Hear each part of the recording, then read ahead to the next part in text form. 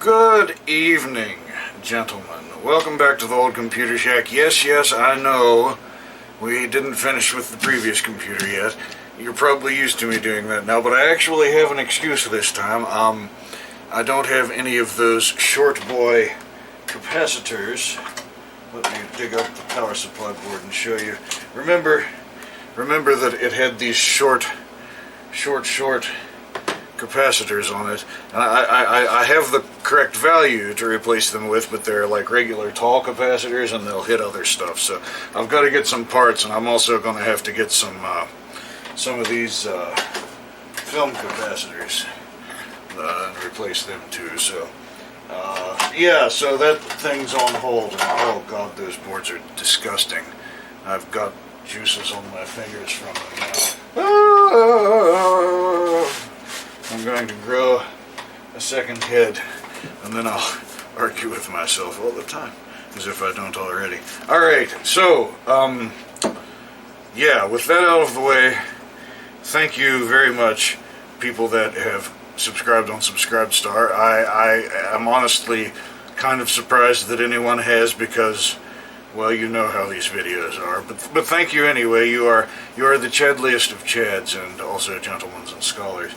And on that topic, you know, if you go down there into the thing, you can find a link that will lead you to a bunch of other links, and one of those is a Discord and/or Matrix server, which you can join, and we can talk about old computers and stuff, and it'll be great fun, even though the bridge between the two is kind of broken right now, at least for the general chat room. And you can also find the aforementioned Subscribestar link down there. And if you subscribe to that, then it'll help me to afford all of the hookers and blow necessary to make these videos. Alright, with the shitty shilling out of the way. What is this? This is big. It's very big. Well, I will offer a clue with this keyboard. Here, it's a big boy keyboard, and it seems to have things in it. A Heath keyboard. Yes, it looks very much like the keyboard from the H-148, doesn't it? But it's a little different. It has a sysrequest key. Oh, that must mean it's an AT keyboard, which is very interesting because, I mean, it's got an XT layout, but it's an AT keyboard. This is like the Heath/Zenith version of the Model F AT, I suppose.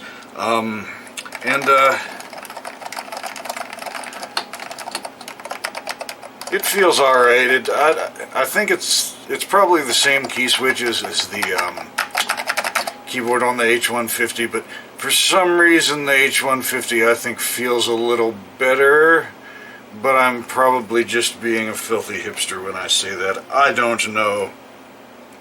Anyway, why would we have an AT keyboard though? Well, that must mean that we have an AT underneath our... Well, yes we do. Let me switch to the other shitty wireless camera thing. Yes, here it is. It is a big boy. It is large and in charge. Here's a beer can for scale. And these are, of course, 5.25 inches across. So yeah, that's pretty large. It's a couple of feet wide. And I can see now that my video is lagging. This wireless phone cam thing sucks ass. I'll just show you close up, and then we'll go back to the top. Alright, that's that. Let's go back to the camera that doesn't suck quite as much as the other camera. Phone, be gone, evil thing. So, okay, so like,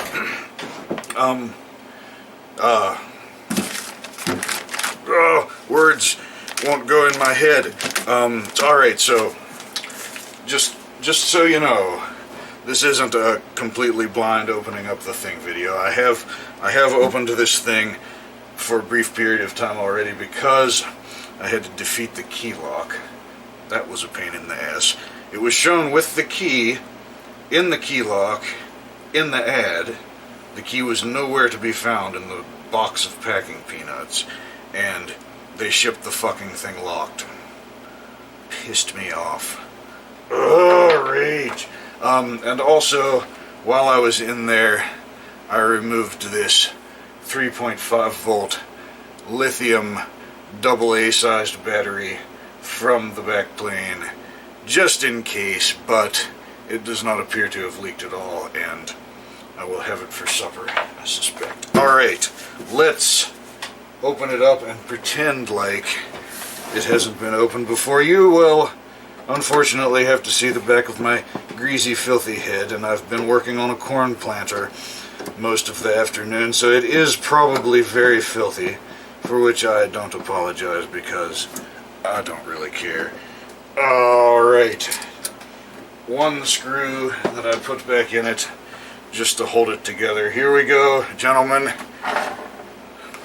Da-da, da-da-da-da, da-da-da. Oh, wait a minute. I know the perfect music for this, but we'll only be able to play a little bit of it, or YouTube will get on me for being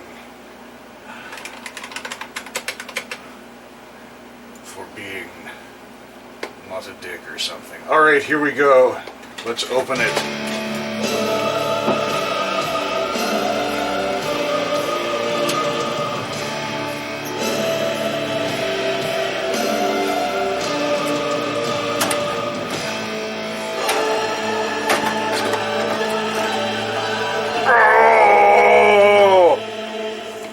I had to pause it.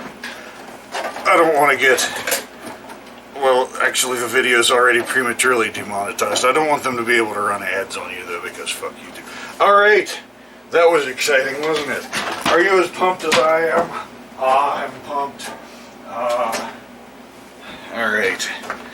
So, I'm kind of sad. I should have waited and just defeated the key lock on camera. It's a pain in the ass, though. Like, you've got to stick a thin, skinny piece of metal, like a Slim Jim, under there, and, like, very carefully, while putting pressure on the case, run it over top of the, to like, bow the top of the case up so that it pops off of the key lock. Unfortunately, the key lock was a little bit loose when I did it, otherwise I probably would have broken something. This is the only one of these that I've ever been able to do without breaking it.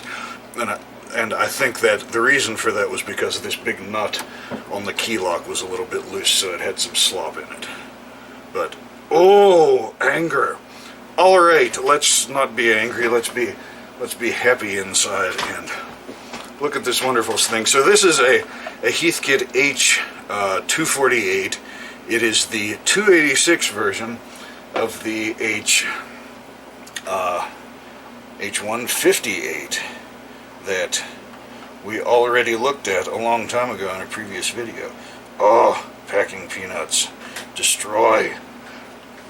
Oh, rage. Okay. So, as you can see, it has 16-bit expansion slots, ISA slots, rather than just 8-bit slots like the other backplane.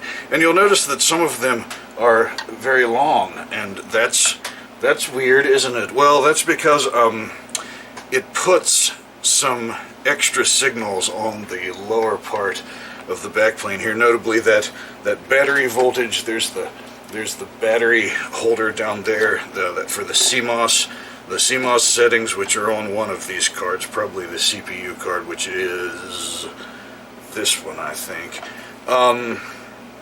As well as the keyboard signals are on there. Because the keyboard connector, unlike on the H-158, is on the backplane. So there are some ferrite beads down there, which I assume are to keep common mode current from coming in on the keyboard cable. But other than that, it's just straight through to this slot, and then I guess one of these boards has the keyboard controller on it and just hooks to those slots instead of having a keyboard port on it. Very interesting. Alright, so we've got a hard drive down here. It looks like an MFM hard drive. We have a floppy drive. It looks very much like a Panasonic floppy drive to me. Yep, it's a Panasonic floppy drive. It is a... Where is... It is a JU475. That's the 1.2 megabyte floppy drive, I think, and the 455 is the 360K drive. Maybe I'm full of shit. Alright, let's start by... Well, do you think we should just power it up? Should we tempt fate? Well, it doesn't have a video card. Well, it has a video card in it. It could be monochrome, it could be EGA. What is this video card? It has a plastic DB9 connector on it, which looks a little chintzy to me. Let's see what this is. It is a Paradise Systems high-res graphics card, whatever the hell that is, and there's a switch up here to switch between color and monochrome, so that makes me surmise that it is a CGA or monochrome video card, depending on the position of this switch. It appears to have pads for a printer port, even though the printer port is not the cutout is not present on the bracket, and there's this mystery hole that doesn't appear to line up with anything on the card. Maybe that's not the original bracket. I don't know. Some of the CGA cards had a RCA connector for composite video output. Maybe this came off of another card or something. I don't know. That's pretty weird. Anyway, let's. I've got a VGA LCD sitting here for us to use instead, and I have a Oak 32 VGA card, the good old 64K VGA standby. Let's use a 16-bit non-funny slot for that. Hey, come here. And stick it in there. Ooh woo.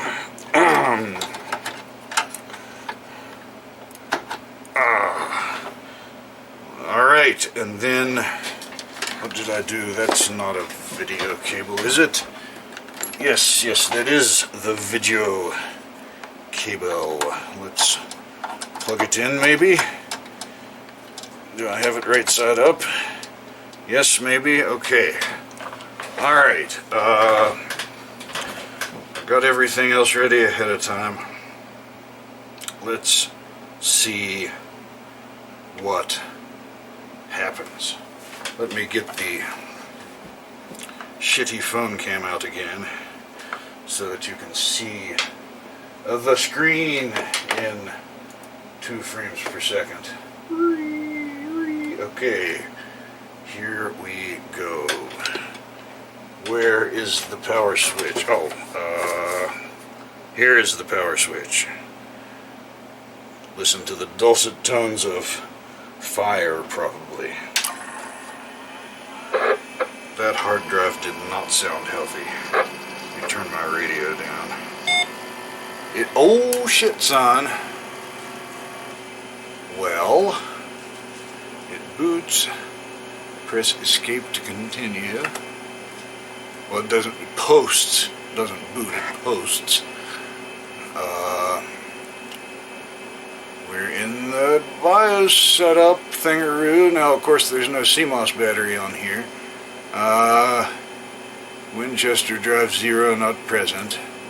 Floppy drive 0 is 1.2 megabyte. Let's see here.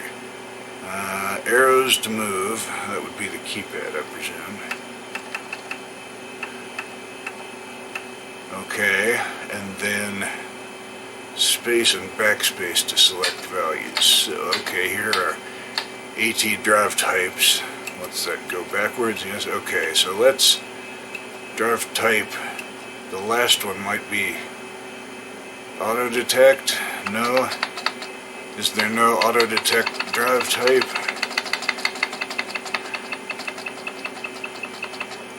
There doesn't appear to be. Well, I don't have any better way to test an MFM hard drive than to just do it in this machine, so let's pull the disk drive out. Let me switch you back to the bench camera. Let's pull the disk drive out of this thing and see if we can figure out what, where are you? What AT drive type that is. Alright, let's see here. Where's my screwdriver? Here is my screwdriver. Alright, so the drive is in a cage.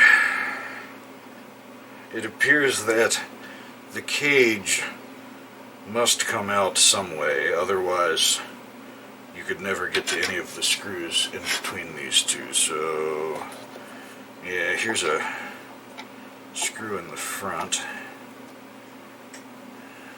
It is a very long screw. Geez, a whiz. And then that is pretty tight. It's got some feet down here at the bottom. Okay, there's a tab. There's a tab underneath that it fits under. I think it's just really tight. I don't see. There aren't any screws in the back, I don't think. I guess we just grin and bust our hemorrhoids or something. Is that how this comes out? Oh, I'm gonna fuck it up, I can tell. Let's gently tap here. Oh, hard drive, if you weren't bad already, you will be now.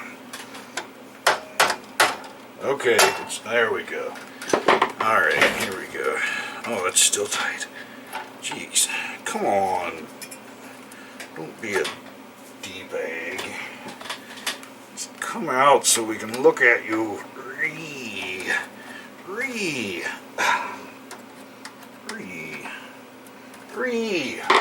Where's... Let's try a different screwdriver. We will force you out of here one way or the other, Mr. Cage. Oh! That's too flimsy to pry on. Oh, jeez. Okay, something's happening. Oh, it's making funny noises. Oh, okay, here we go. Oh, there we go. Alright. It survived. Hey, look, it's got a faceplate on it. Like it's made for a external slot. Doesn't say anything on the back. On the side it says the Pine. Those were pretty good disk drives back in the day, according to my recollection. I think I may have had one at some point. I don't remember, because I am dumb.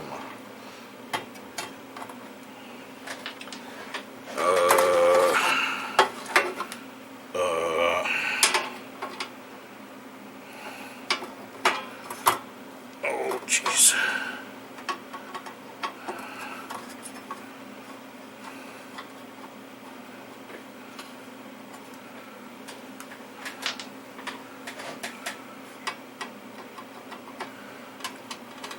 Okay, since I am too lazy to edit videos these days, you poor bastards are going to be subject to watching me take out each little screw. Ah, looky there. Lapine Titan 3532. Let me set this thing aside somewhere. Titan 3532.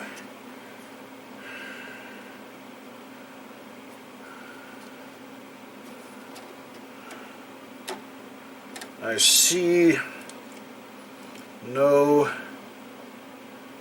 AT drive type printed anywhere on the drive. One moment while I pause recording and do a little bit of diggerating and see if I can find some documentation on this disk drive.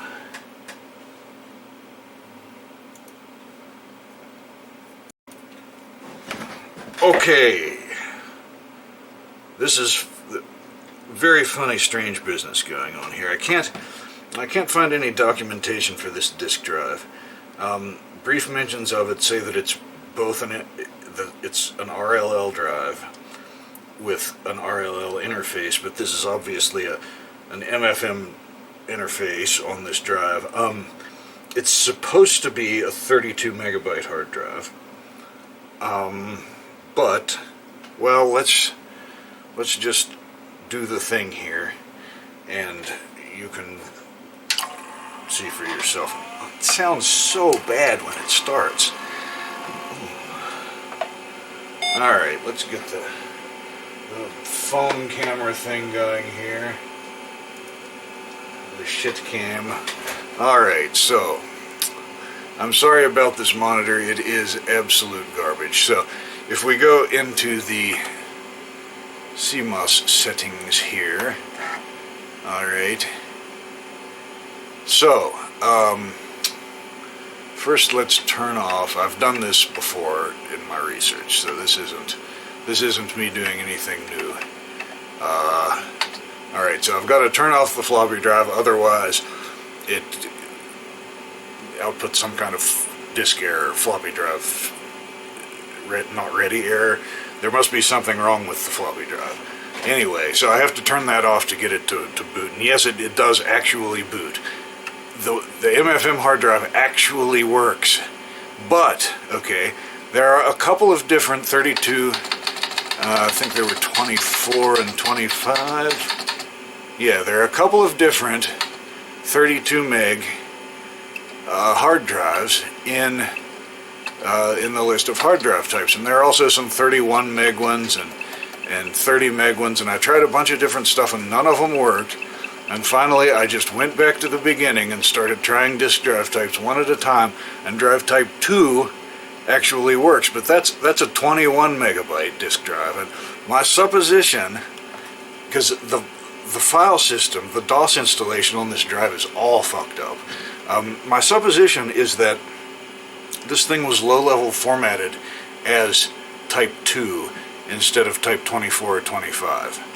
So it thinks that it's a 21 megabyte hard drive, even though it's a 32 megabyte hard drive. That's just supposition. I haven't tried to low-level format it. I want to suck all the data off of it because there are some Heath/Zenith utilities on this disk drive. So anyway, let's press escape when done, and yes, and enter to save the changes. And then it'll probably blow up and not actually work. Drive not ready? What? You just booted. You just booted, you stinking thing. Oh, rage. Oh, rage. Let's see, Zenith monitor, boot, Winchester drive. Okay, now we're booting, maybe. Okay, so it actually booted. So if we type version, it thinks we're running DOS 6.2, but all of the utilities are like from DOS 3.0, I think. And nothing works. None of the DOS utilities work. It's been sysled with DOS 6.2 or something, and none of the DOS 6.2 utilities have been installed. It's got some accounting software on it, and that appears to be it. There's nothing really interesting on here. There's a bin directory, which contains, as far as I can tell, most of the same stuff that's in the root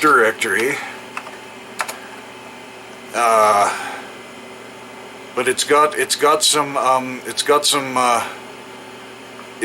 has some Heath/Zenith specific utilities in it. This ship utility and stuff like this. So that parks the hard drive, right? So I do wanna suck all the data off of this thing. I guess I'll probably try to do it over a serial port. So I don't have anything set up to use a parallel, like a lap link cable. So it'll be slow. I could probably get a Ethernet card in the thing, but then I'd have to get the drivers on with the broken disk drive, and it'd be a huge pain in the ass. I'll just suck them off over a serial port. It's only like 21 megs anyway, if that. So anyway, that's pretty cool. The disk drive works, so let's power it down while it's parked and remove it and set it somewhere very safe until the time comes to get all of the data off the stupid thing. Because I would be very sad if we lost all of those Zenith specific utilities that are supposed to go with the machine. And I did get, I can't remember where I put it, I did get a Zenith MS-DOS 3.0 manual with the thing, but none of the discs. But I can probably get disk images off of bit savers or something like that. Alright, wait, hang on a second. Okay, so these have both of the stripes facing the right as you're looking at the back of the disk drive. Note to self, when we put it back together, that is pretty cool. An MFM hard drive that actually works. It actually boots. It doesn't bitch and moan about bad sectors or anything like that.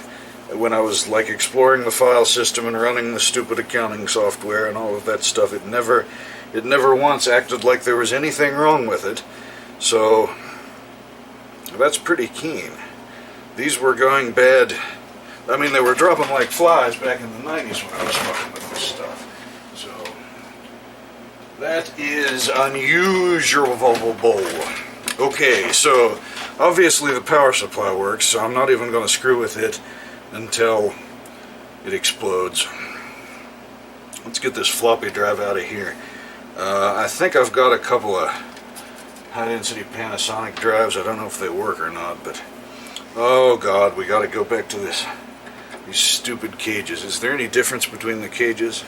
Well, the one that didn't have a drive in the top base got that separator thing in it, so we can tell them apart.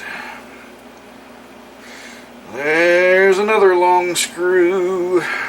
Oh, that didn't sound right. That sounded dirty. If only I could last for a long screw. I mean, never mind. Okay, so typical Panasonic drive. Stripe goes to the outside unlike everything else, so don't get confused, I reckon. The stripe always goes towards the tooth. If you get confused, delated, and have a non-polarized connector. So now you know. Now this, unlike the H-148 and all of the other Zenith/Heathkit PCs that we've looked at so far, this one does have a twist. No, wait, that other 286 did have a twist in the cable, but it was in a funny place. That's right. Anyway, this one does have a twist in the cable. So maybe it's got a regular PC interface instead of a Shugart interface like the H-158 did. And this thing is, of course, tight. Tight, tight, tight. Oh, hang on, I'll bust the bastard loose somehow or other. Well, that was actually way easier than I thought. I just tapped it and it came off. Oh. Derp, okay. Panasonic JU475-2. I think I got a couple of those somewhere if we can't get this one working. Good enough. Let's go ahead and just take it out. Then we'll have it out for servicing at some point. Where is my screwdriver? That is not the correct screwdriver. Where? Here it is. Here's my screwdriver. Going crazy. Oh, that is a small screw. I think I should use a better, like a smaller screwdriver for that before I fuck it up. There we go.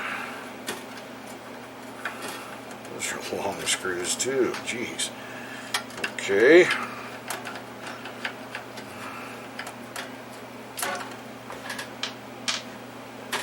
Oh, over. Oh, look at all of that packing peanut. Oh. This was the strangest packing job that I have ever seen.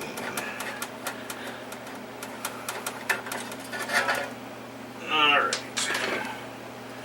Out you come, Panasonic drive. I shall put you in the box of floppy drives that are awaiting service. And you can sit there for months and months and months before I get around to it. Just like everything else. Okay. Let's set these frames aside somewhere.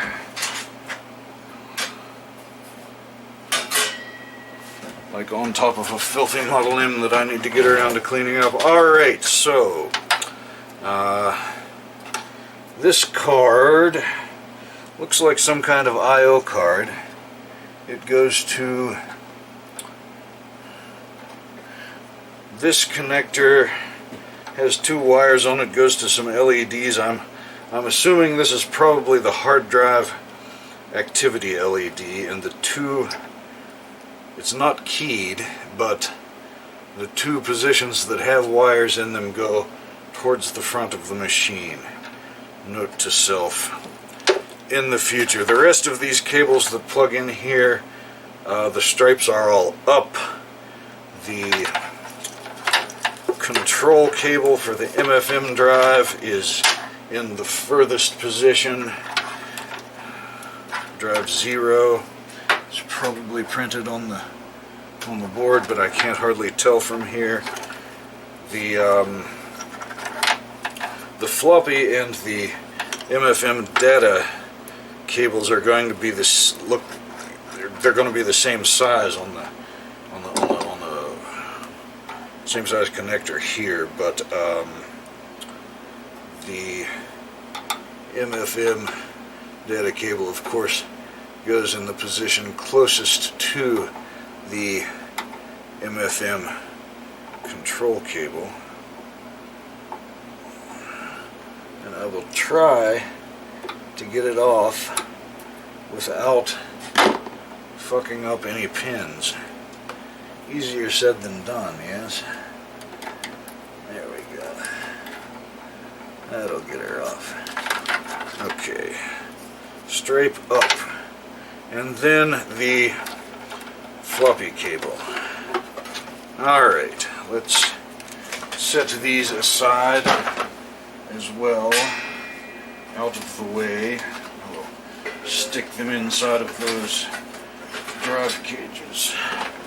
Now we're getting to where we can pull these things out and look at it, and this is very exciting. This thing is large and in charge. One might even say beastly. Alright. The power connector that goes to the backplane is not a regular AT power connector. It is, I think it's the same as the H-248 head, so that's good. I'll just leave that plugged in since it works. I guess there isn't really even any need to take the backplane out, although yeah, we better take the backplane out just so we can get all those stupid packing peanuts out of the thing. It'd be nice to look at it anyway. If we look at the back, we can probably tell whether it was hand assembled or not, but I don't think it was, because all of these unfilled positions are full of solder. So yeah, alright, let's take this big boy out of here and see what it is. Alright, this is one of those super long cards that's got two great big connectors on it. Oh no, that's just a regular 16-bit card. Okay. So this...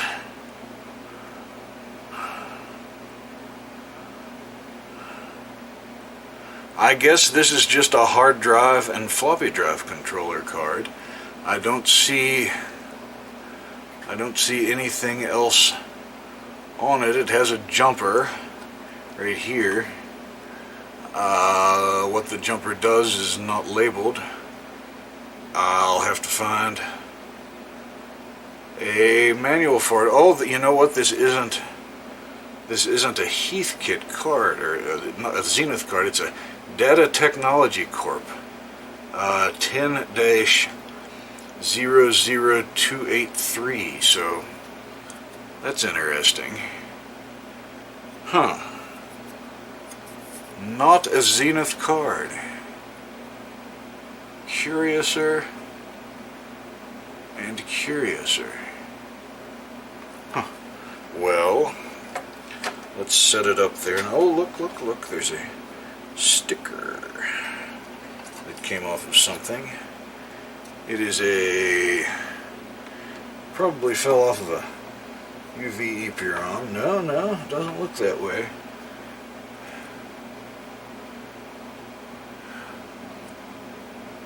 I don't know where that came from. It's a mystery to me. I'll put it with the screws and keep it with the machine for posterity. When one of you guys gets this thing after I get mauled by a bear, you'll have all the pieces. Yep. Alright, let's see what this next big boy is. I'm gonna guess this is the CPU card.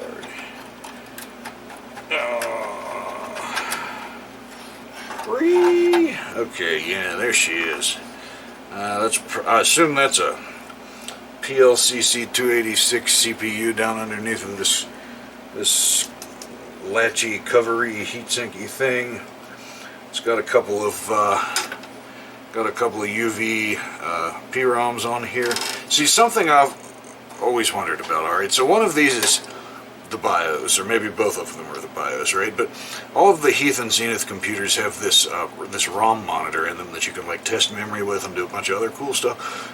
And I wonder if you can copy that ROM and just put it on any old ISA card that'll take an option ROM, like a network card or just a ROM card, and get that Zenith monitor, that MFM 200 monitor, I think it's called, on any old PC. That'd be pretty useful. So I assume that this is a socket for a 287 coprocessor, and it's got a couple more empty ROM sockets there. It says CPU memory board down here, and it's got a very Heathkitty part number on it. So yeah, it's got a couple of fly wires on the back, presumably factory, although they didn't clean up their flux very good. Well, that's interesting. CPU card. And what is this big boy? What is this big boy? Whew. Alright. Oh yeah, that's the one we unplugged from that other card. I got word. What's this hanging back here for? Alright, so this connector here is keyed, or at least it'll only go on here one way. It may not come off of here anyway. Mr. Fluffles, what are you doing down there? What are you doing down there? Yeah, so that'll only go back on one way. That's good. Let's see what this thing is. See a very, very big crystal on there. At least I assume that's what that is. Oh, that one's tight. Come here, you. Come on, you. Out you come. We must look at you. That is tight in there. Jeez, oh whiz. What's going on here? Here we go. I had a piece of packing peanut in the cereal port. Free. Get in the trash can, you shit ass. Alright, what do we got here? We've got a serial port and a parallel port. A great big 1.8 432 presumably megahertz crystal. We've got a great big UVP ROM. We've got a D8237, two of them. This is more than a serial and parallel card. This must have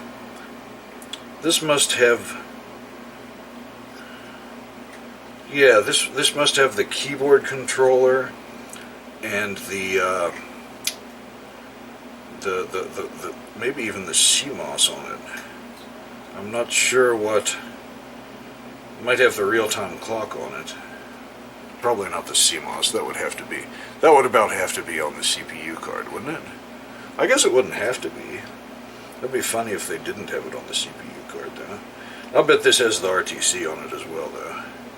That's interesting. And this connector here is kind of jacked up. Wonder if I can straighten that up without fucking something up. Ooh, making me nervous here. Making me nervous, see? Oh, maybe I should have left it alone. No, that doesn't look too bad. Oh. Went a little too far. Story of my life. Alright, well that's interesting. If I find some documentation, we can find out exactly what all that does. And then, of course, here's the VGA card that we put in ourselves. So we'd have some kind of video output. It's not worth looking at. And then here's the backplane in all of its filthy glory.